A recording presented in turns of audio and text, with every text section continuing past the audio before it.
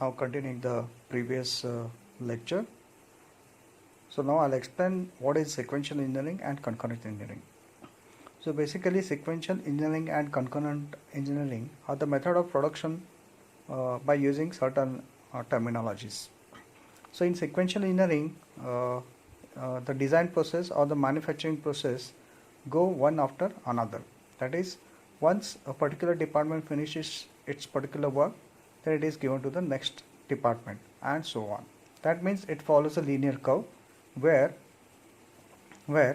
the term used to explain the method of production as a linear system. That means one department works after another and each department follows a linear path. So basically the subsequent department needs to wait for the results from the previous departments. So that is why the sequential engineering is the most preferred engineering in the earlier days.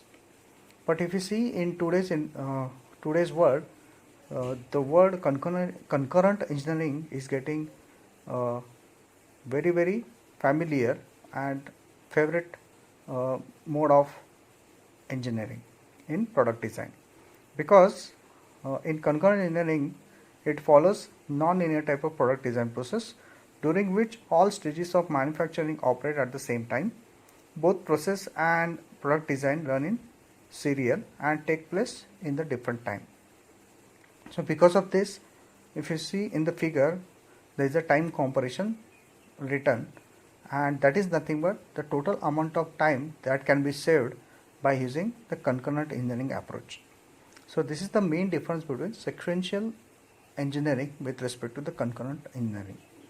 So the mode of processing entire product in concurrent engineering is non-linear. That means we can perform different activities at the same time, or different design or detailing on the product to be manufactured, we can perform those activities at the same time. So that is the biggest advantage of concurrent engineering over the sequential engineering. So this completes your sequential engineering and concurrent engineering process, along with the design process, which is explained in the last video lecture. Thank you.